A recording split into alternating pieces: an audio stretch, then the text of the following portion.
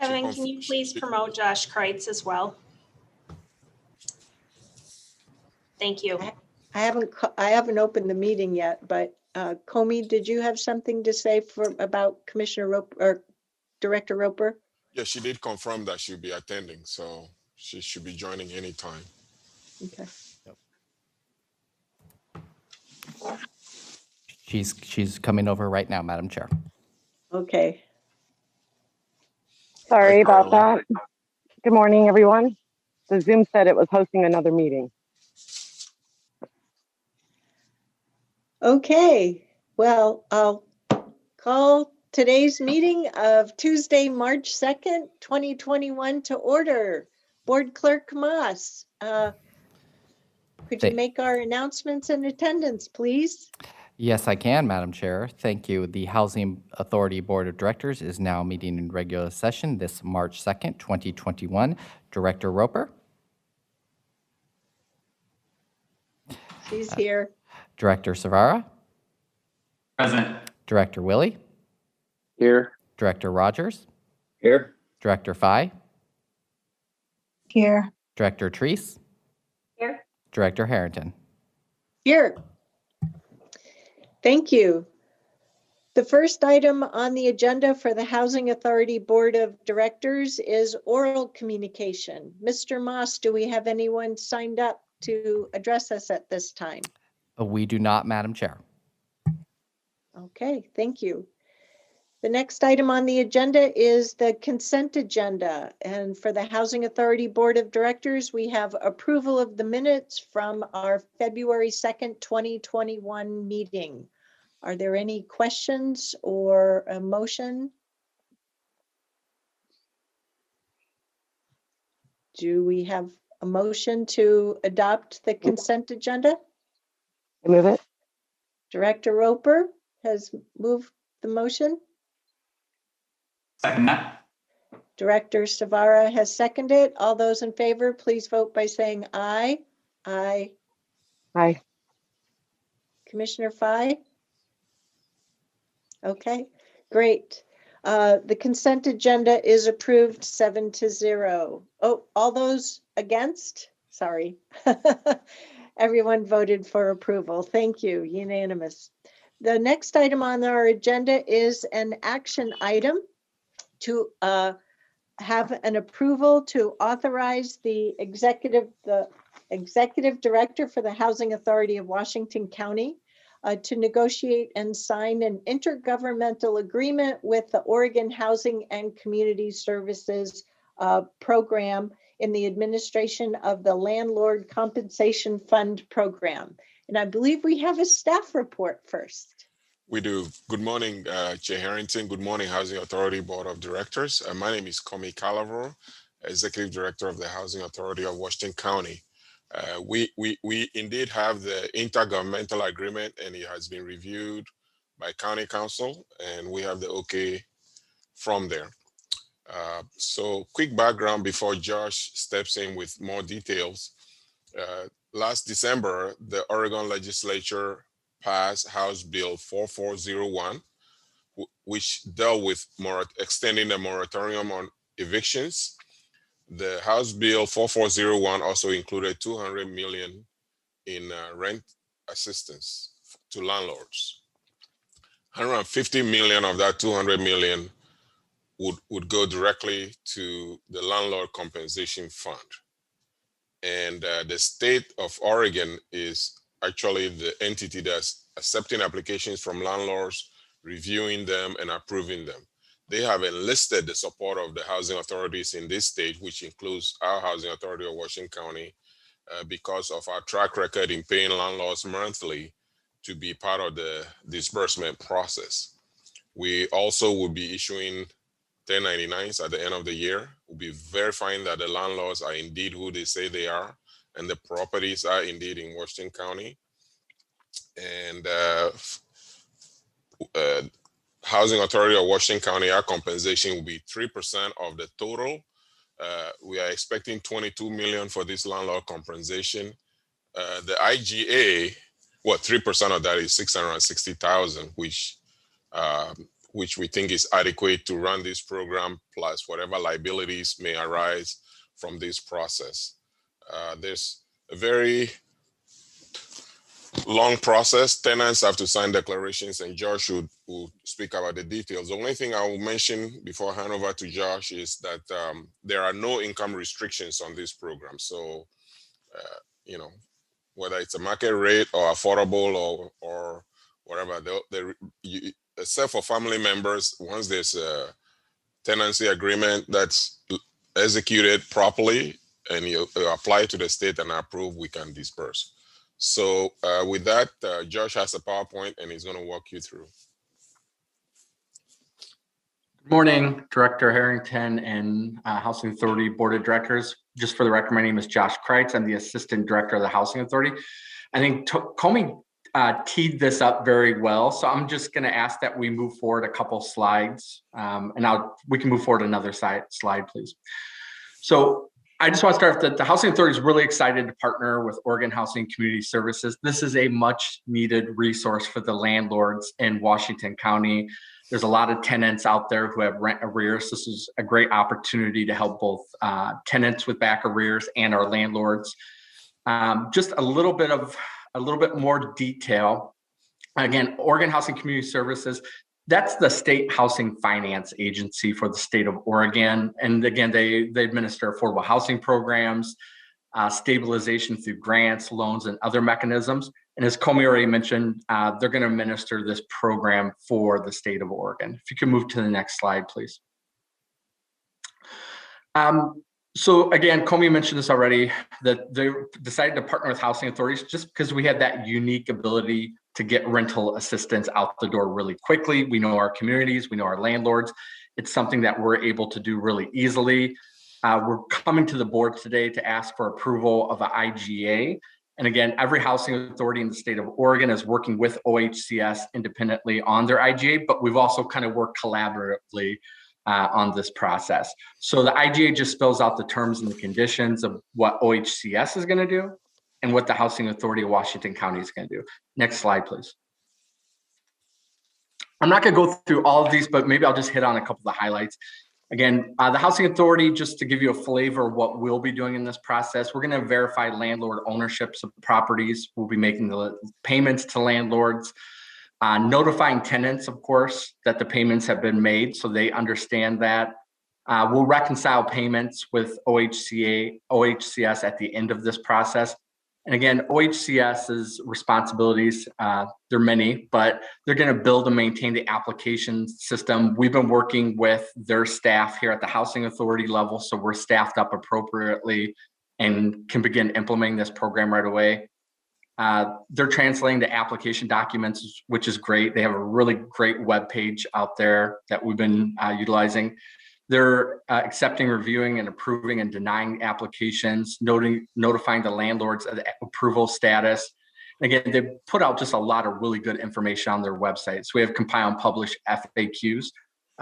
We've been working with county administration here at the local level and working with our communications people to get access to this information out to our landlords so they can work with their tenants and apply for this program. Next slide, please. So just a little bit more nuance. OHCS will not know how much money will flow through each public housing authority until the first $50 million has been awarded. We estimate, after working with the housing authorities of Oregon, that the Housing Authority of Washington County will receive around $22 million. But I should state that our not to exceed amount in the IGA is around $28 million. OHCS will send the exact amount needed based on the approved applications. We're receiving 3% admin. Again, just a little more nuance there to run this program. Every single month, the Housing Authority and OHCS will reconcile payments made, landlords whose ownership was not verified in the original application. So again, this is just a little bit more of the detail on how we're going to be working with our partners at the state. If all the grant funds are not expended, then OHCS will request reimbursement through a rebalancing process at the end. Next slide. So we wanted to just kind of give an overview to the Housing Authority Board of Directors about this. We're really excited. Again, we think it's a really good opportunity for our landlords in the county to get access to this resource, and for our tenants who have rent arrears to have those paid down and then 20% forgiven. So we're excited about this program, and we're excited to hopefully start getting applications. My hope is in the next week. Any questions or comments? We'd be happy to answer those right now.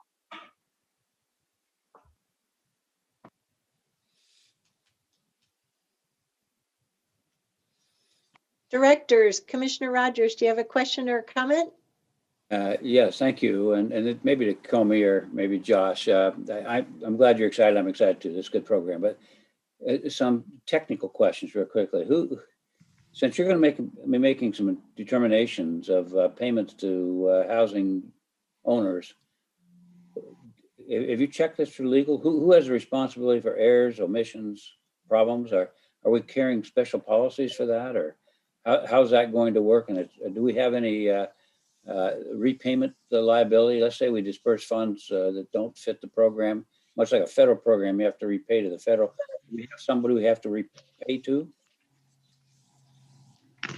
So the state, yes, Commissioner Rogers. Yeah, the state is who is accepting the applications. They have a portal that's accepting the application. They're reviewing it and approving it. So the liability for mistakes will be on their side. On our side, maybe we overpay, but we have good accountants here that would make sure we, if anything, we don't overpay. Thanks. Commissioner Willie, oh, sorry. No, Does Yeah, that just a staffing question. Comey, are we going to be adding a position or two? What's that look like with for our 3% admin fee that we get? Yeah, we reached out to Robert Half and Company. These are a company that deals with professional temporary staff. So we have Trevor Stevens is who we have picked up. He's an accountant, and he'll be part-time. So we decided not to go through the employee route, but he'll be supervised by the Housing Services Controller. Okay. Yeah. other commissioners, questions or comments?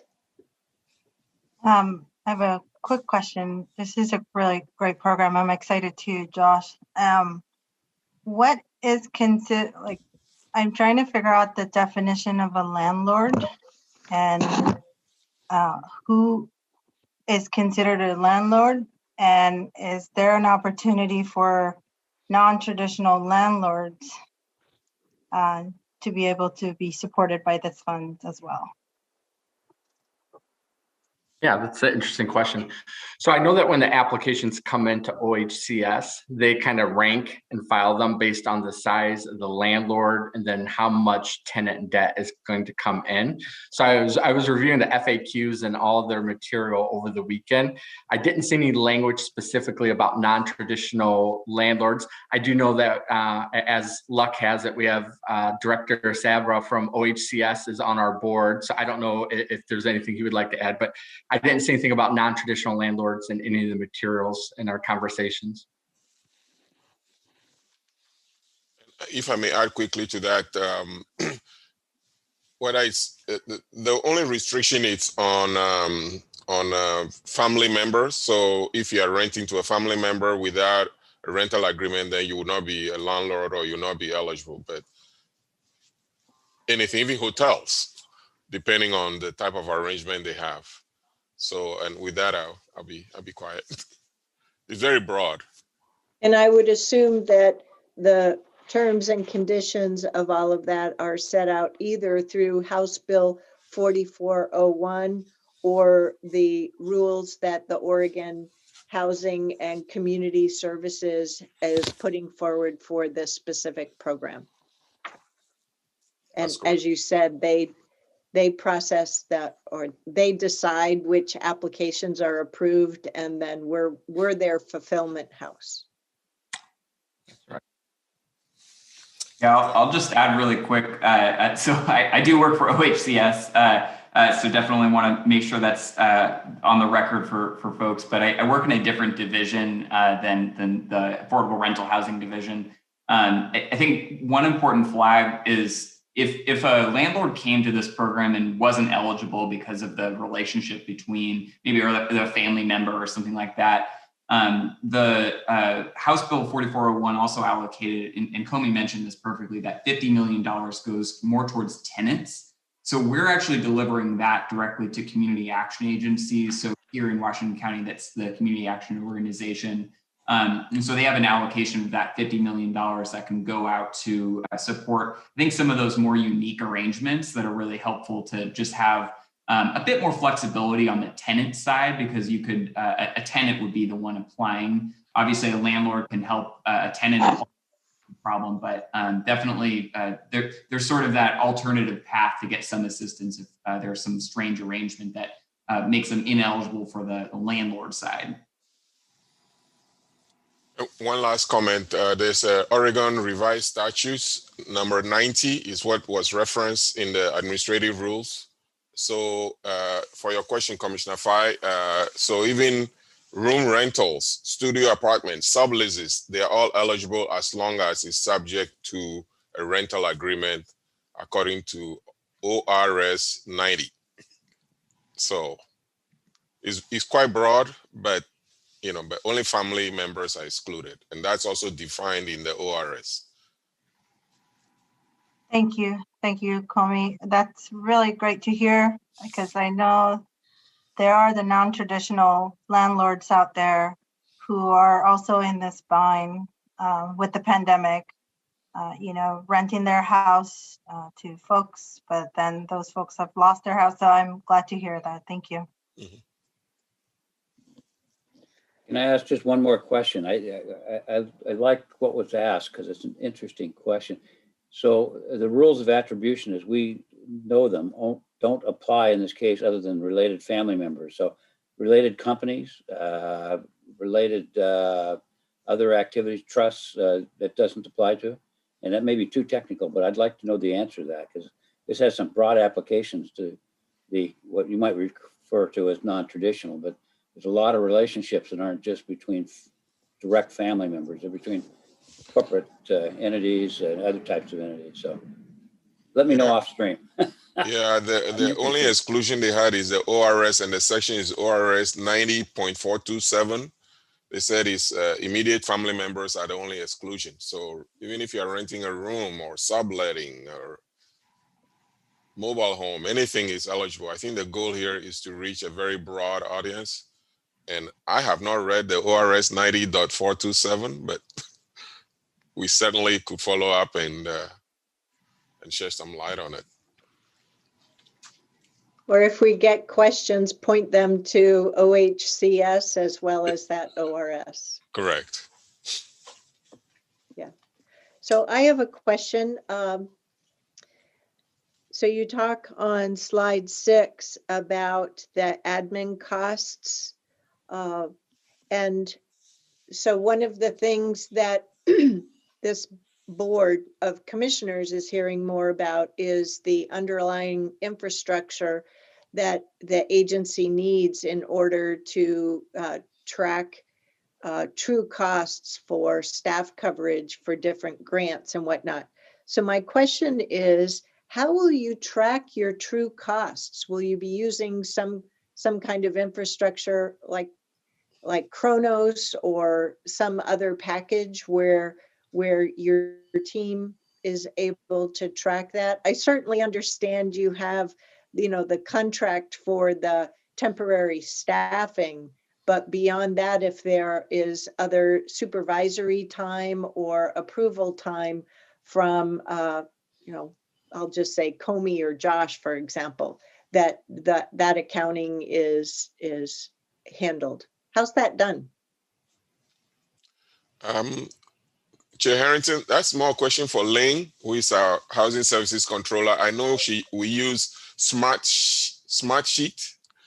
It's a software that facilities she used when she worked in facilities, and we track our time. Oh, cool. Quite to the half hour. on Smartsheet. She does that in the accounting department, so we rely on her for that. Great. Yeah. Thank you for exposing me to that. I wasn't familiar with that. Yeah, I think it's an engineering tool of some sort. I don't know. Okay. Yeah. Are there any other last questions or comments from the board members? I have one, and it's not really a question, maybe just a clarifying question. I made an assumption that in the traditional sense of landlord, and I'm bringing this up because when I was running, I heard a lot of businesses who are commercially renting space or renting it to somebody, and they weren't able to get their rent paid. So will they be able to qualify if they're commercial business leasing facility? I think this is for housing. Housing. Just housing? Yes. So it's just nothing strictly on building, like a commercial. I guess the question I got was, it's not a housing, definitely, but it's a commercial space that they built and they were renting it to small businesses, but they weren't collecting rent. So this we wouldn't be can applicable. certainly identify with the need, but this particular enabling legislation through House Bill 4401 was specifically targeted at housing. Just housing. Okay, so commissioners, might we have a motion for this authorizing action? Motion to move. We have a motion. Do we have a second? I'll second that. We have a motion and a second. All those in favor of the motion to authorize the executive director to negotiate and sign the intergovernmental agreement with the Oregon Housing and Community Services to allow the Housing Authority of Washington County to move forward in partnership with OHCS and the administration of the Landlord Compensation Fund Program, please vote by saying aye. Aye. Aye. Any opposed? The motion carries unanimously 7-0. Thank you, directors. So that takes care of our action section of the HAWK agenda. Next, we move on to oral communications. Mr. Moss, do we have anyone signed up for the second oral communications segment? We do not, Director Harrington. Okay, so we'll move on then to Board of Director announcements. Directors, anything you wish to share with this monthly regular meeting? As I scan, I don't see any. All right then, so do we have a motion to adjourn the Housing Authority Board of Directors meeting for Tuesday, March 2nd, 2021? Motion to adjourn. Do we have a second? I second that. Thank you, Director Savara and Director Roper. All those in favor, please vote by saying aye. Aye. Aye. Any opposed? The motion carries unanimously 7-0. Thank you for joining us, Director Savaro and Roper, and we'll see you next month. Thank you. Take Thank care. you. All right, now Clerk Moss will move forward with the Washington County Board of Commissioners. Announcement, please.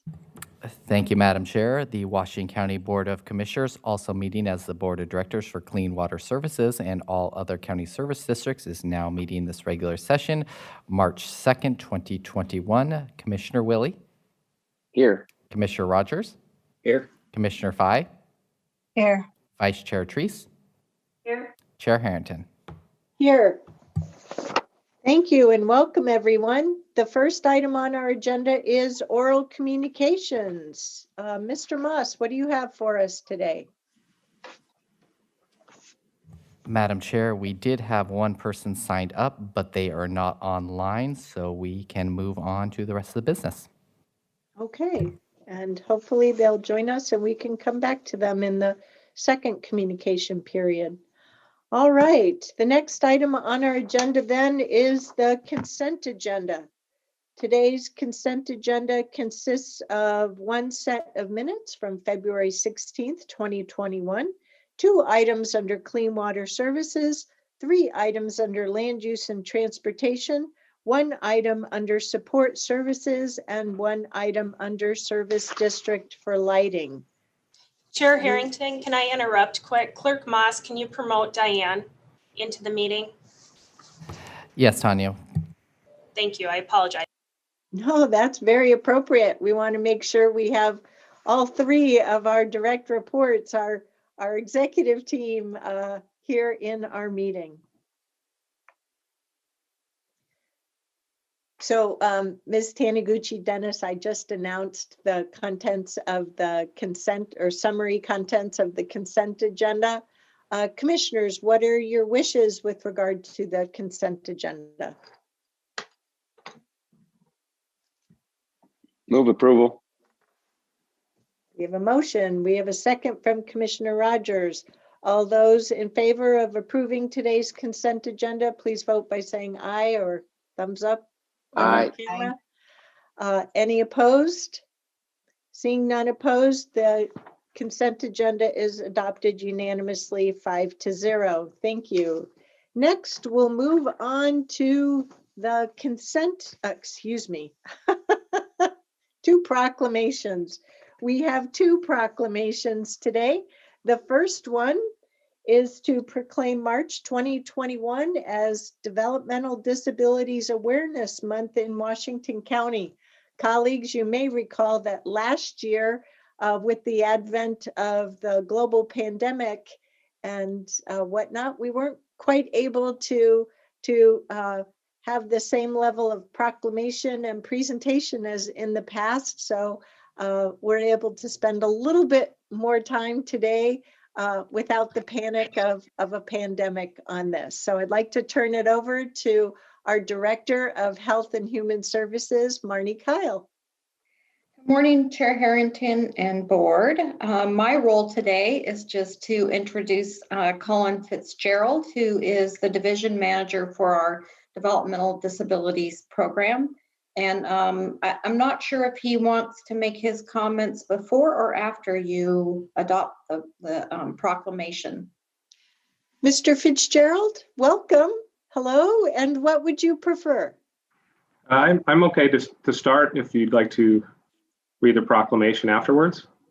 Feel free, and it That looks works. like we have a couple of guests you'll be introducing us to as well. Thank you. Take it away, please. Yes, thanks, Marnie, and good morning, Chair Harrington and Commissioners. My name is Colin Fitzgerald. I'm the division manager for the Washington County Developmental Disabilities Division. I'm also the staff support to our Developmental Disabilities Advisory Council. I'm pleased to introduce 2 individuals who will be presenting for the Developmental Disabilities Awareness Proclamation. The first presenter is Monica Galeana. Monica is a parent and strong advocate for her son and would like to share a few thoughts for the proclamation. The second presenter is Catherine Louise Dunn. Catherine is a lifelong Washington County resident. She has received housing services and supports since she moved into her own apartment in Beaverton when she was 22 years of age. Catherine is now 47 years old and would like to tell you a little bit about her story and how services in Washington County have impacted her life. Hi, I'm here. Hi, I'm Catherine Louise. Welcome. It's good to see you, Ms. Dunn. Thank you for joining us. Anytime. Would Thanks, you like Monica. for me to go first? Oh, Yes, okay. Hi, you're everyone. first Hi, up. commissioners. My name is Monica Galeana. Thank you so much for this opportunity to share about how disability services has impacted our family. My son he will be 21 years old in about 2 weeks. And he has been part of the disability service, I don't know how to say it, but disability services since he was about 6 years old. He is on the autism spectrum and he has intellectual delays as well. And so it was very comforting to our family to know that there are services that could support him. particularly now as an adult. And like I said, he's 20 years old now, and we have used services from service coordination, residential services. He has been in, he was in a group home before, and he was able to actually, when he turned 18, actually 17, to come home and live with myself and my husband. And he was able to do that because we had the support of disability services that supported us with in-home services. That did include, like I said, service coordination. It included family support. It included employment services, which was awesome because Adam left school when he was in the 11th grade, and he just did not think that he was going to have anything outside of video games. But he had this wonderful service coordinator who was able to encourage him to at least try to have employment. And he did. He was successful for a couple months, and then he just decided, I'll wait on that for a while. And, you know, as his advocate, I wanted to let him know that I heard his voice, and we supported him leaving that job. But it's awesome to know that there are services that can support him if later on down the road he decides that he wants to pursue that. Again, he was able to use transportation services, and we got the family support. But I have to say really quickly that the most important thing that I realized that we got through disability services was his service coordinator, Brandon Hall. He was fantastic with Adam. Adam is not a person who develops relationships very easily. And Brandon took his time with Adam, advocated for Adam, would just call Adam without me even knowing, because normally my hand is in everything, but would call and just check up on him. And they actually developed a really good relationship, allowing Adam to begin to advocate for himself with Brandon's support. And because of that, Adam was able to move the beginning of January into an adult foster home on his own. He looks at that as his transitioning to his independence, like Katie was able to do through disability services.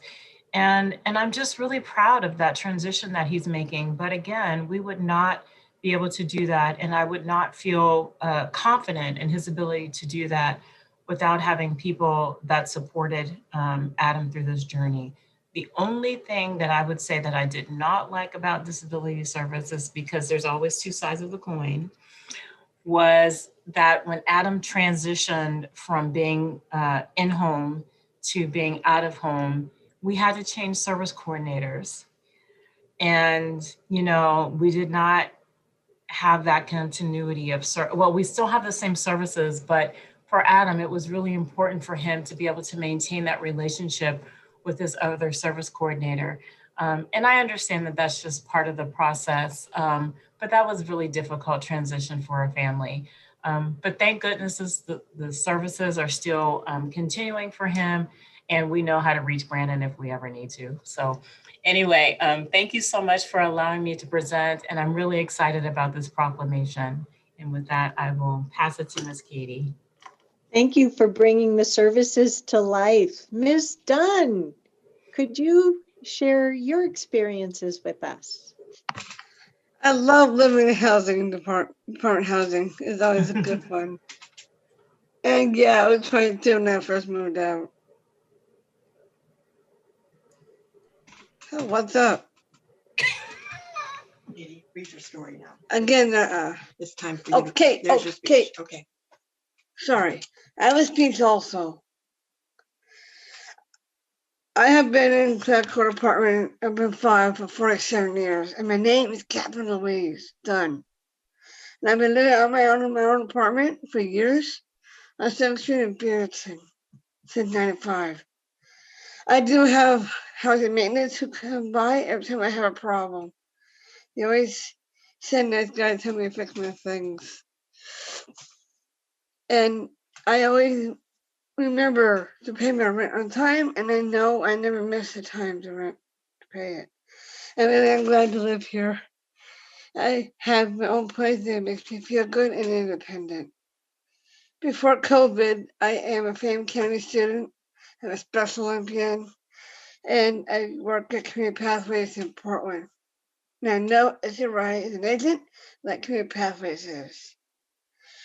And I love doing Zoom videos right now. It's a lot of fun, and that was before COVID. SRI is also a brokerage, and my Frank Rodriguez takes care of the whole and some providers for me, as well as they come, 2 trainers that come to me every week. So I have a good time talking to them as well as shopping with them or workouts with them. I just want people to know that I do pay my bills every month. I run every lecture that help with my mom with ballet. I'm at mom's home right now. And I'm happy to live in Washington County and help take care of my friends. And to ask if I have any questions to ask me. Thank you, Ms. Dunn. Thank you for joining us and sharing your life experience with us. We really appreciate it. Well, because I don't have a car, I get family to drive me everywhere. So that's why I love the bike more than I am driving. Because I have my parents for that. Now I can drive everywhere also. Very good. Very good. I have one question, Ms. Dunn. Who's your mother? I think she's well known in Washington County. It's here. I'm at mom's house right now and right behind me. Hi. Hey guys. Hello, It's my Ann. Katie. Right. Yeah. Thank you, Katie. Thank you all. Really, you have been a blessing to our family for decades and decades and decades. Okay. All right, goodbye. It's all yours, kid. Thanks. Young adult to you, mother. So, Mr. Fitzgerald, would you like to read the proclamation, or Mr. Moss, or other arrangements? I can go ahead and read that for you, Madam Chair. Go ahead, Kevin. All right. Thank you. Proclamation, Board of Commissioners for Washington County Developmental Disabilities Awareness Month, March 2021. Whereas disability is a natural part of the human experience, and whereas developmental disabilities in Washington County touch every 10 families, and whereas people with developmental disabilities have many skills, talents, and abilities to contribute to their neighborhoods and communities, and whereas everyone wins when people with developmental disabilities receive the support and opportunities they need to be contributing members of their communities, and whereas the abilities of people with developmental disabilities have been traditionally and systematically undervalued, and whereas public attitudes are the biggest barrier to full community integration and inclusion of people with developmental disabilities, and whereas public awareness about developmental disabilities promotes acceptance and understanding and decreases prejudice and misconception. Now therefore be it resolved on the second day of March 2021, the Washington County Board of Commissioners does hereby proclaim March 2021 as Developmental Disabilities Awareness Month in Washington County. We also call upon all citizens, government agencies, public and private institutions, business, and schools in Washington County to recognize the ability of individuals with developmental disabilities to make significant contributions to their communities. Signed this day by Chair Catherine Harrington and the Recording Secretary. Thank you, Mr. Moss. Before we take a motion, well, first we need a motion and a second to consider this. Commissioners, do we have a motion? We have a motion from Commissioner Rogers and a second from Commissioner Treese. Any comments before we vote? I'd just like to take a moment and thank both Ms. Galeana, did I pronounce it correctly, and Ms. Dunn, because your words have meant a great deal to me as a commissioner. I'm certain to all of the commissioners, but to the public that's watching this as well. So thank you for sharing your experiences and the importance in doing this proclamation today. So Yeah, I wanted to be a part of it. And I'm glad about one thing. I'm glad we got good healthy maintenance up there. But I have one little issue with the utility maintenance. I am having ants. I had insects inside my home. I don't know why, but it is. That's so frustrating. Yeah, Yes, it is. ants can be persistent. So keep working with your property manager on that. You're doing well. I don't know my property manager. Okay. Well, Ms. Galeano, one last thing is thank you for your perspective as a mother. I appreciate that. Can I ask one other thing? Who is the inspectors on this video right now? You know, the housing maintenance. Well, we don't have the right personnel attending this meeting today, so we'll have to follow up on that question for you. Is there a way to send me that by mail? I know you're the county commissions. We'll ask Mr. Fitzgerald if he can help us follow up on that, okay? Absolutely. Yes, I'll help. I'll definitely follow up with you, Katie. Thank you. I'm having major issues in my home right now, but not a lot now. Okay, so we're going to allow the commissioners to speak right now, Ms. Dunn, and then we'll be taking the vote on the proclamation. Okay, and after we have the vote, usually if we were meeting in person, we would all congregate for a photograph. So if you could all hang in there with me while after the vote, we take a picture. So we'll have everybody look into the camera. So Commissioner Willie, you had some comments. Yeah, I just wanted to follow up to what Commissioner Tree said and say thank you to Monica and to Katie for their making this actually more personal than what we typically get into. We take a lot of actions, we read resolutions, and we do things under the presumption that they're doing good things, but it's always great to have personal interaction back. So thank you for taking that time today, sharing with us your personal stories, and giving us a much more warm and fuzzy feeling that we are doing good things. So thank you for that. Any other commissioner comments? Commissioner Fye? Yeah, I also want to take a moment and say thank you so much, Monica and Katie, for being here and sharing your lived experience and just being with us today in this great day, and to make sure we pass this proclamation and to declare this day a great day for our community. So thank you so much, and I look forward to working with all of you. And when we are post-COVID, come to the board and we'll take pictures then too. One No, question. Katie, no, you can't. It's not time.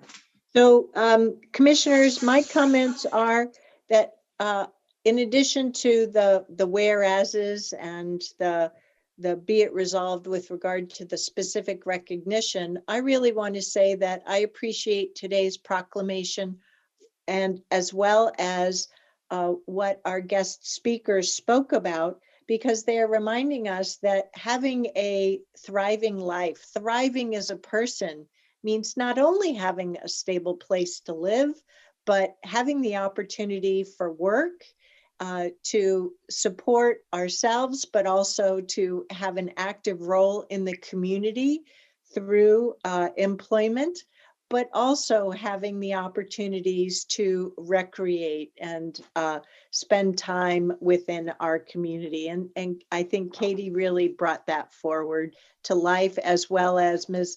Galeana, with regard to the story of her son and where he has transitioned and grown up in his life, is now a young adult and continuing to make that life transition. So thank you each.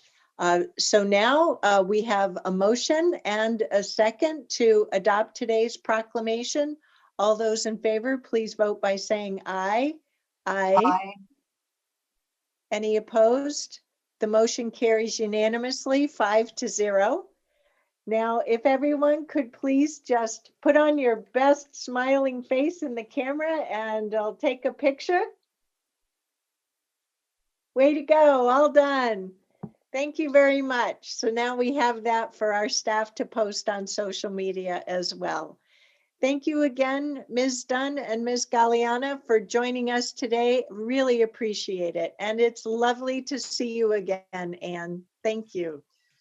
That is my mother. Yes, I she's have wonderful. one question for Colin. No, honey, no. We'll call him later. Colin will follow up with you Wait, no. individually. Yes, thank you. I hope we get a phone call sometime. I don't know when. He'll do his best as soon as he can. Glad to you. hear it. Okay. All Okay, I'm right. going. I'm gonna leave. Okay, bye-bye. Thank you for joining us. Anytime. Thanks a lot. Next, we'll move on to our second proclamation for today's meeting to proclaim, March 2021 as COVID-19 Remembrance Month. Ms. Kyle. Good morning, Chair Harrington again and commissioners. I did just want to share a few thoughts and then either I can read the proclamation or Kevin, whichever works for us. So first of all, Chair Harrington and commissioners, I want to say thank you for taking the time to proclaim March 2021 as COVID Remembrance Month. As you know, Sunday, February 28, 2021 marked the 1-year anniversary of the first case of COVID-19 reported in Oregon, right here in Washington County. As the coronavirus spread throughout the community, we quickly came together in partnership across government, business, community-based organizations, education, our faith communities, and our residents to work to contain and respond to the pandemic. Over 21,000 people have been infected by COVID-19 in our county, and unfortunately, 215 have died, and countless others have been hospitalized over the past year, nearly overwhelming our health care and our public health systems. In addition to the cases, hospitalizations, and deaths, our entire community has felt the impact and the economic and psychological impacts of the pandemic. Furthermore, we have heard many times communities of color in Washington County, the state of Oregon, and our nation have been disproportionately impacted by the pandemic. In this moment and month of remembrance, we want to thank the board, our county employees, including HHS, and everyone who worked in and or supported the Emergency Operation Center. We are also grateful for our healthcare system partners, the dedicated community-based organizations, businesses, and all of our community members who remained resilient together. They believed in the science and they followed the important public health recommendations, which has ensured that Oregon has had one of the lowest rates of cases in the United States. We also want to thank our city and special district partners who have supported their communities and public health as well as we combated the pandemic together. Many of the cities are also commemorating this 1-year remembrance with proclamations, public statements, moments of silence, and lights or luminaria displays. Washington County is planning a luminaria display in downtown Beaverton this Friday to recognize the number of lives lost in Washington County. It'll be Friday from 5 to 7. And we are placing heart messages and displays in various public health and HHS offices during this month. I think Mark Jockers is joining us just to share briefly what Clean Water Services is planning as well. So I'm sorry, I should have let Kevin know if we can let Mark. I'm here. Great. He's here, yay. Thank you very much. For the record, Mark Jockers, and I'm the Chief of Staff of Water Services, and I have some feedback. So, entirely certain.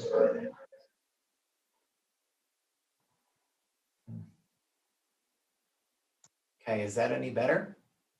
Okay, thank you. So thank you, Marty. First, I want to thank the board and the county public health staff for your leadership and just extraordinary efforts to protect and support the people of our community over the last year. Our 400 employees at Clean Water Services have benefited immeasurably from your work, as have every business and household in Washington County. Grounded in science and viewed through an equity lens, your strategy and tactics have saved lives and laid the groundwork for a more inclusive and resilient community. For more than 50 years, Clean Water Services has been in the business of protecting public health as well. During the pandemic, our staff has innovated ceaselessly to continue providing those lifeline services 24/7 while protecting themselves and the people around them from the infection.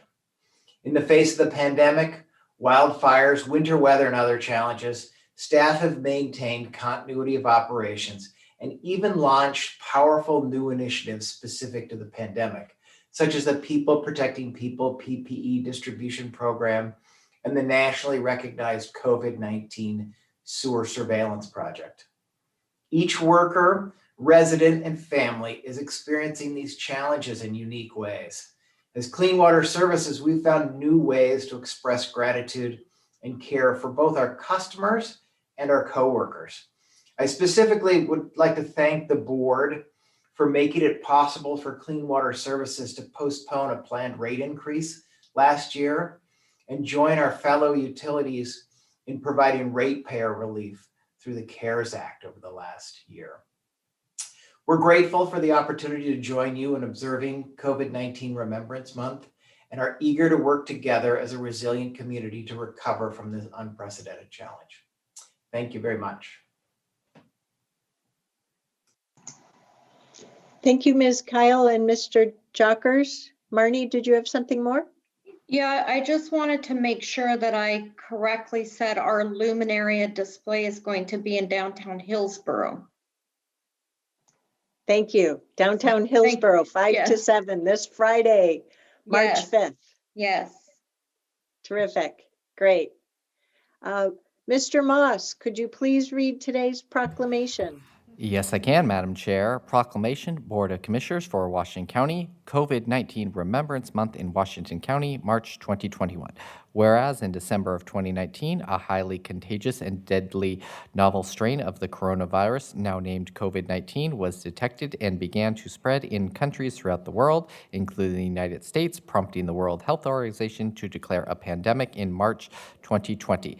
And whereas the first case of COVID-19 in Oregon on February 28, 2020, was a Washington County resident and initiated public health and emergency management response activities across the county.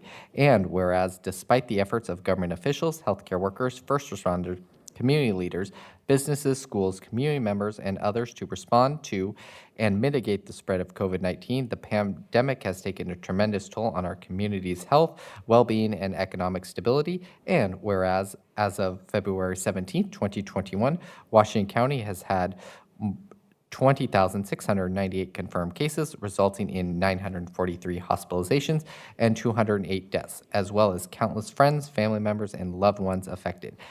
And whereas the COVID-19 pandemic has had a devastating and disproportionate impact on communities of color across our county, compounding the existence, health disparities, and economic inequalities faced by Black, Latinx, and Indigenous communities and individuals. And whereas the pandemic has had an unprecedented economic impact, including record unemployment, which has led many people in our community to be unable to pay their bills and in need of support of the county and community partners.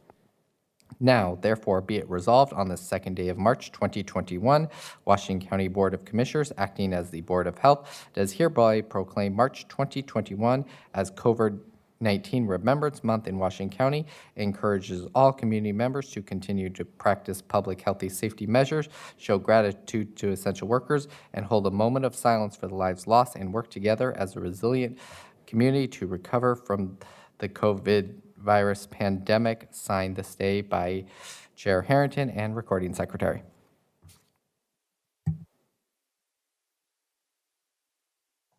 Commissioners, do we have a motion to adopt today's proclamation? So moved from Commissioner Treese. Do we have a second? Second from Commissioner Rogers. Are there any commissioner comments before we take a vote?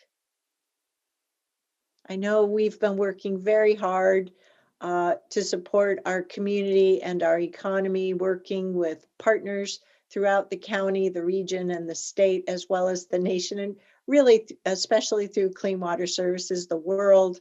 I know I've learned an incredible amount about public health, and I'm really tremendously grateful for the response and the support as coordinated primarily through our public health division led by Tricia Mortel under the direction of Marnie Kyle.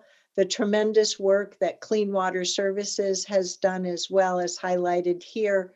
The work of this board in supporting the Coronavirus Relief Fund, including, in adopting that framework, but including the very disciplined and detailed work from Commissioners Treese and Willie to ensure that dollars are put into action to support businesses throughout our community, the business recovery centers, and more. We've done a lot as our community to respond and be resilient with the presence of this global pandemic, this terrible virus in our community. We've done an incredible job to reduce the spread of the virus as much as we can. We have a lot to be proud of this last year. As I mentioned in our work session this morning, I greatly appreciate the message from the Oregon Health Authority Director, Paul Allen, this morning. And I just want to say that I know we can see this through. We need to stick together, keep supporting one another to save lives and to help our economy recover. So we have a motion and a second to adopt today's proclamation. All those in favor, please vote by saying aye. Aye. Aye. And hand signals as well. Any opposed? The motion carries unanimously 5-0. Thank you also to our staff, not only of Washington County and Clean Water Services, but all of the public service workers, essential workers, frontline workers who support our lives each and every day as we continue on through this COVID recovery path, vaccinations, and economic recovery. Onward, ho, we go to a brighter future. All right, that's it for proclamations. So now we move on to public hearings for our agenda today. We have three public hearings total. Sorry, forgot to turn the page. The first one is with land use and transportation. And with this, I would like to call on Mr. Stephen Roberts. This is bringing or returning an item before us, and staff is recommending that we continue this item after we have a public hearing. But we want to make sure that not only we as a board are very well informed, but also our community. So Mr. Roberts, if you could. Madam Chair, if we could have the motion to read by title only. Oh, that's right. Thank you very much, Mr. Rapplier. So do we have a motion to read ordinance number 865 by title only? So moved from Commissioner Rogers. Do we have a second? Second. From Commissioner Treese. And all those in favor, please vote by saying aye. Aye. Hand signals. Any opposed? The motion carries unanimously 5-0.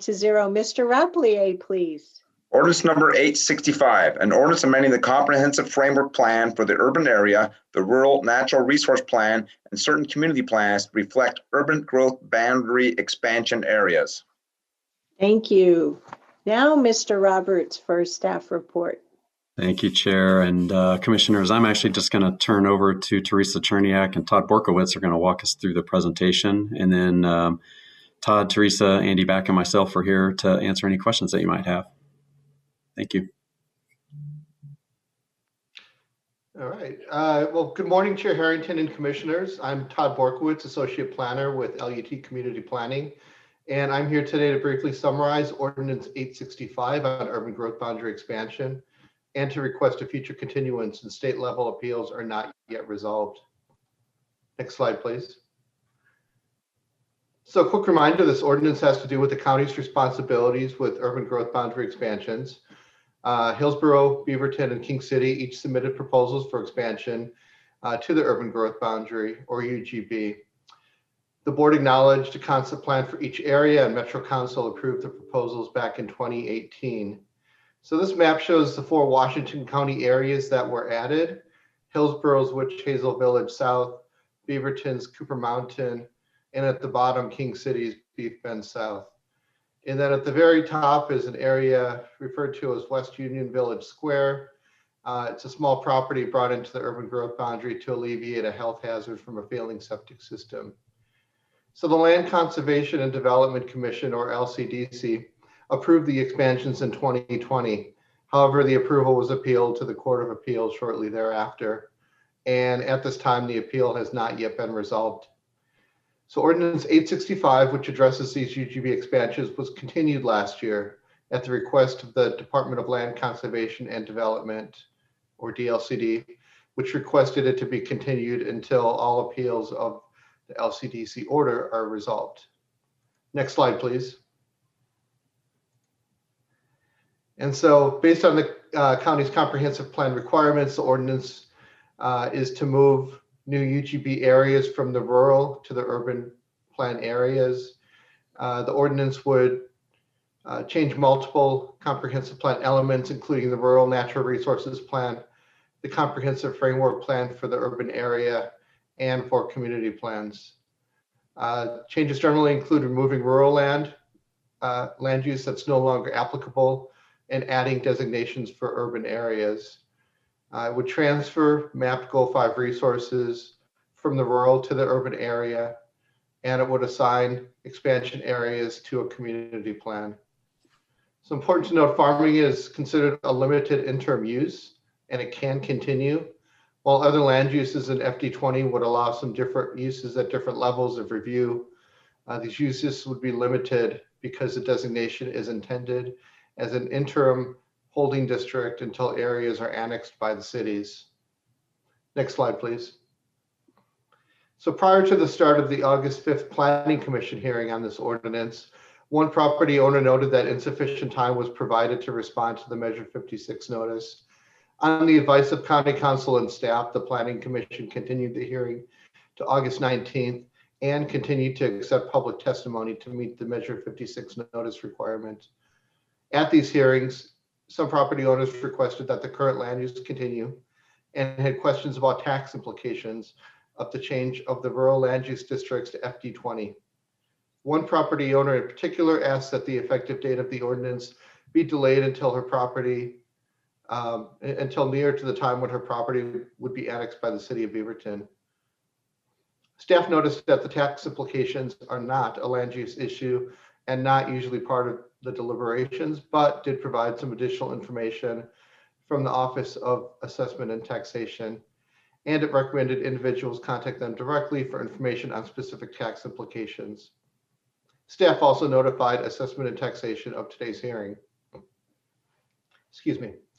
Since the last board hearing on this ordinance, staff has continued to discuss tax implications with this one property owner.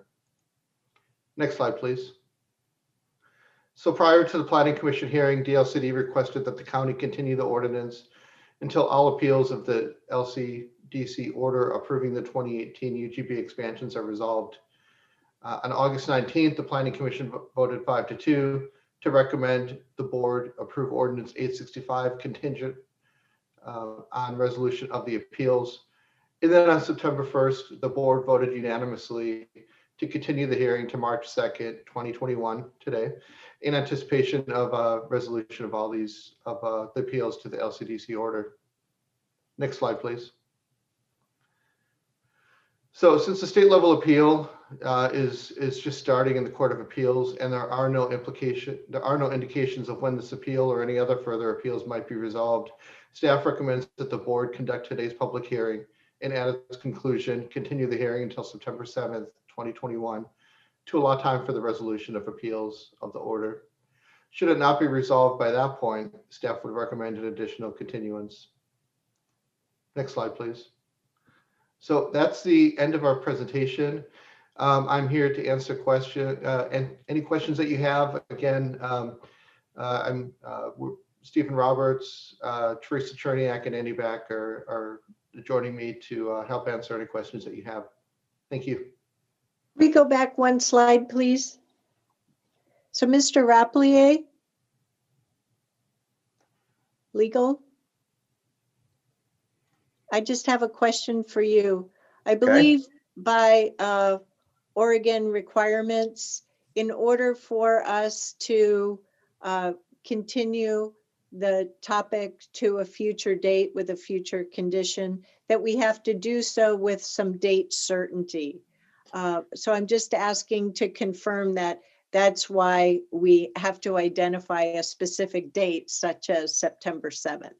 Madam Chair, that's right. Otherwise, you would have to do notice again, and this is measure 56 notice, which is thousands of people. So date certain is required. Yep. Okie dokie. Thank you. Are there any other board questions with regard to why we're having the public hearing today and the background on the 6-month and specific date? Nope. Okay. Well, seeing no further questions on the staff report, I'm going to open the public hearing.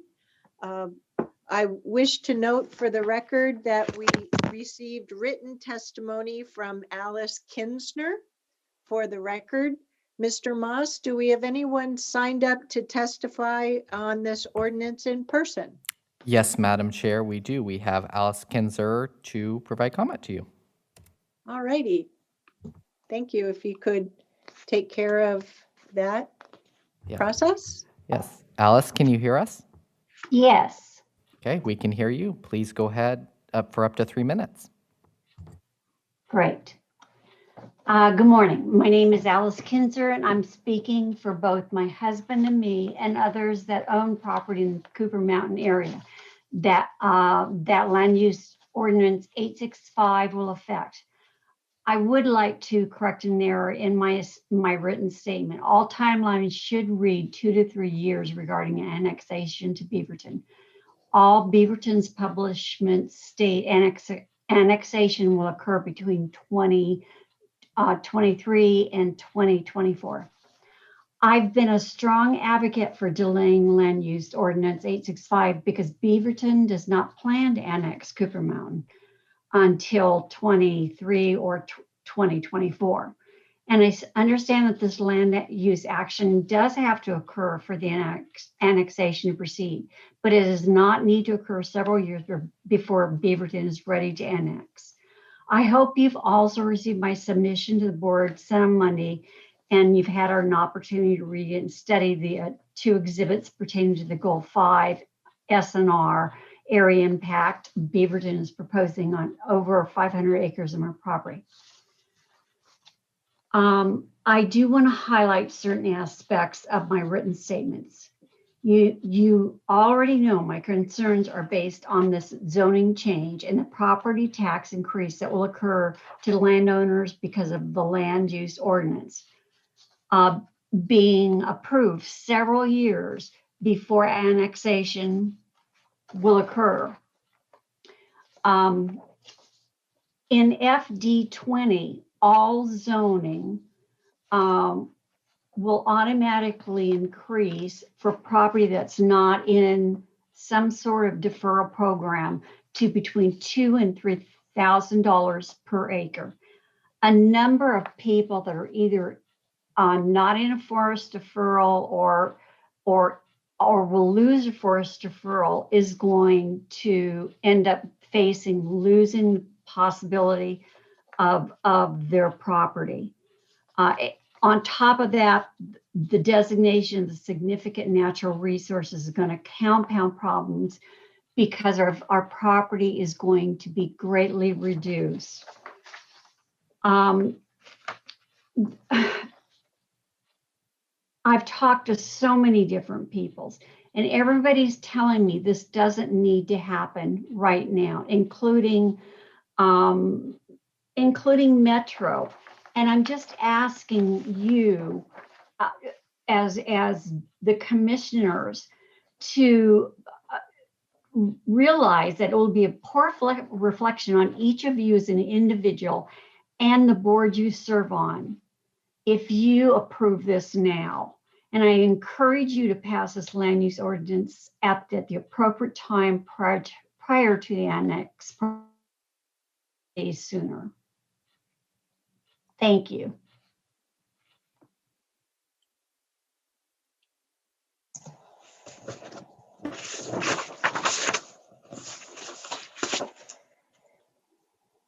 Thank you, Ms. Kinsner. As I mentioned, we have received your written testimony as well. And as you understand, the proposal for today is to delay action.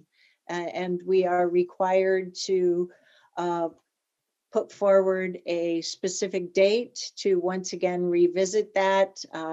We don't know how long it's going to take for the Court of Appeals to act on the request before them. So we may very well be having another public hearing and continue it to another future date. Mr. Moss, is there anyone else signed up to testify today? We do not have anyone else, Madam Chair. All right, well, seeing none, I'll close today's hearing. So the ordinance has been read. We've had the public hearing. What are the wishes of the board with regard to action on this ordinance? To continue the ordinance and the public hearing to September 7th. Madam Chair, I'd move that we continue to September 7th, and just in a little bit of response to what we heard a moment ago, that this isn't the only area we're dealing with. We're dealing with lots of other areas. And so those comments can be made at that September 7th meeting. Second. Any other commissioner comments? We have a motion and a second. Mr. Moss, roll call, please. Yes, Madam Chair. Commissioner Willie? Do we need a roll call or just a simple vote? A simple vote because it's not an approval of the ordinance. So thank you. Okay. Commissioner Willie, I didn't see that you had your mic. Did you have any comments or just vote? I was getting ready to vote, so yes. Okay. All righty. So all those in favor, please vote by saying aye. Aye. Any opposed? The motion carries unanimously 5-0. So this ordinance is continued until at least September 7th, or specifically September 7th. All right, we'll move on then to the second of 3 public hearings, this one from Health and Human Services. Do we have a motion to read ordinance 871 by title A engrossed ordinance number 871 by title only? Is there a motion to read by title only? We have a motion and a second from Commissioner Rogers and Commissioner Willie. All those in favor, please vote by saying aye. Aye. Aye. Any opposed? The motion carries unanimously 5-0. Yes, that's one of those things I wish we would change. Mr. Rapplier. A engrossed ordinance number 871, an ordinance amending Washington County Code Chapter 8.04 Solid Waste Control relating to Solid Waste and Recycling Advisory Committee. So we have an amended version to the original ordinance. We did have a presentation on this previously, but let me check in with both Marnie Kyle and Tom Eggleston to see if we have any additional staff information for today. Morning, Chair Harrington, and sorry, Marnie. No, Good go. morning, Chair Harrington, Commissioners. I could provide a brief overview and just highlight the changes if that's helpful. Great. So this morning we're conducting a third reading and second public hearing for A engrossed ordinance number 871. This ordinance, as Mr. Rapelier mentioned, amends Washington County Code 8.04 as it relates to the Solid Waste Advisory Committee. Pursuant to Minute Order 2142, approved by your board on February 16th, 2021, Ordinance 871 has been amended to make the solid waste industry member position a voting position and to reduce the number of public member positions to 8. Minute Order 2142 was approved unanimously, bringing us to today's third reading of the second public hearing of Ordinance 871. Staff recommends your board conducts the second public hearing of A engrossed Ordinance 871 and adopts the ordinance. Thank you, Mr. Eggleston. Any questions of staff? Seeing none. So it's recommended that we have the second public hearing. So I'd like to open the public hearing. Mr. Moss, do we have anyone signed up to testify on this amended ordinance? We do not, Madam Chair. All right. So with that, I'll close today's public hearing. And we have an ordinance that we have the opportunity of approving today. What are the wishes of the board? Do we have a motion to approve ordinance proposed A engrossed ordinance number 871? Motion from Commissioner Willie. Do we have a second?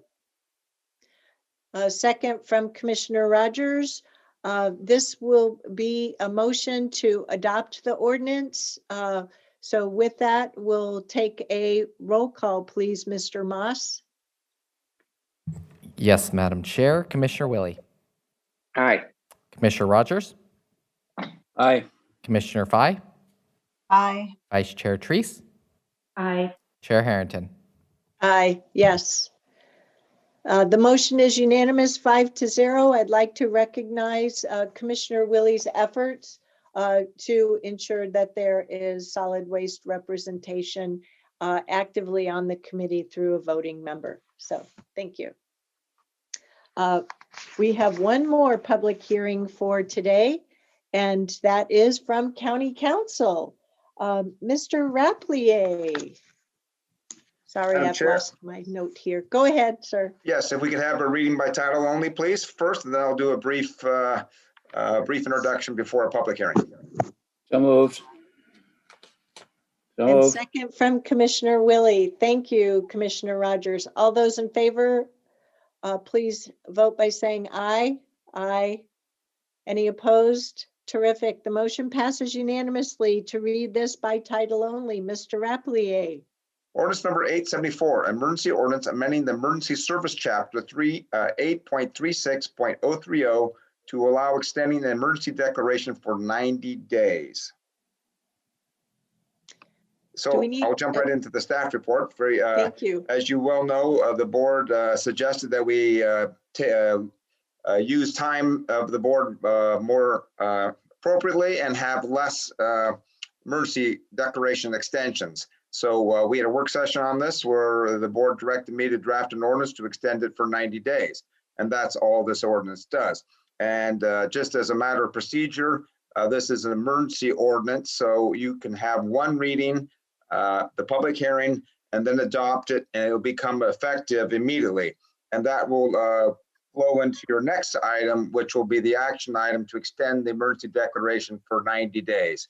And hopefully, maybe that will be it or very soon after that. So that's the staff report. Here for any questions. So I have a quick question, just to make sure we're all clear.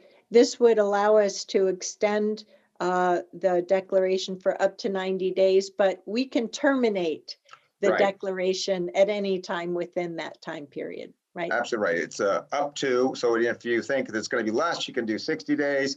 Or if things get remarkably better, then you can just terminate it. Terrific. Thank you for clarifying. Are there any questions from commissioners before we open a public hearing? Seeing none, I'll open the public hearing. Mr. Moss, do we have anyone signed up to testify on this matter? We do not, Madam Chair. Okay, having none, I'll close today's public hearing. Do we have a motion from the commission to adopt ordinance number 874?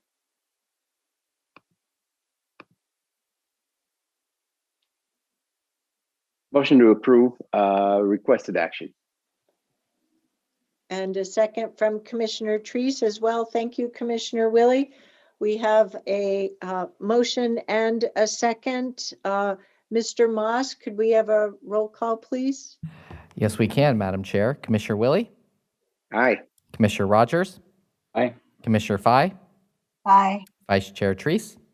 Aye. Chair Harrington? Yes. Any opposed? Sorry. Thank you, Mr. Moss. Ordinance number 874 is approved unanimously 5-0. Thank you. Next, we'll move on to the companion action item. Mr. Rapplier. Madam Chair, members of the board, it's an extension of the emergency declaration pursuant to the new powers you just adopted, and that will extend to May 25th. I'm here for any questions. Any questions? Do we have a motion to take an action to declare an extension of the emergency as Mr. Rapplier summarized? So moved. Do we have a second? Second from Commissioner Willie. Thank you, Commissioner Treese, for the motion. All those in favor, please vote by saying aye. Aye. Aye. Any opposed? The motion carries unanimously 5-0. Thank you. And so ends the action section for today's meeting. Next, we move on to oral communications. Mr. Moss, do we have anyone signed up to speak to us now? We do not, Madam Chair. All right. Thank you very much. Next, we'll move on to board announcements. I'll start with announcing our upcoming meetings. As posted, we have a roundtable this Thursday, March 4th, starting at 9. Next week is a very long, packed work session starting at 8:30 in the morning. The following Tuesday, March 16th, will be our last set of meetings for the month of March. We'll have a work session in the afternoon starting at 1 and an evening board meeting at 6:30 p.m. The meetings for the following week, March 23rd, have been canceled in concert with the public school spring break. So we wish all of our families in Washington County a welcome break during spring break. And then we'll pick back up with the first Tuesday of April, which will be April 6th, with a work session starting in the morning, 8:30, and a board meeting at 10. Are there any other board announcements for today? Excuse me, pardon me. Again, I would mention the March 6th town hall for Saturday. Yes, thank you very much, Commissioner Treese. We have our first of 4 quarterly town halls for this new year, as she mentioned, this Saturday, starting at 11 in the morning.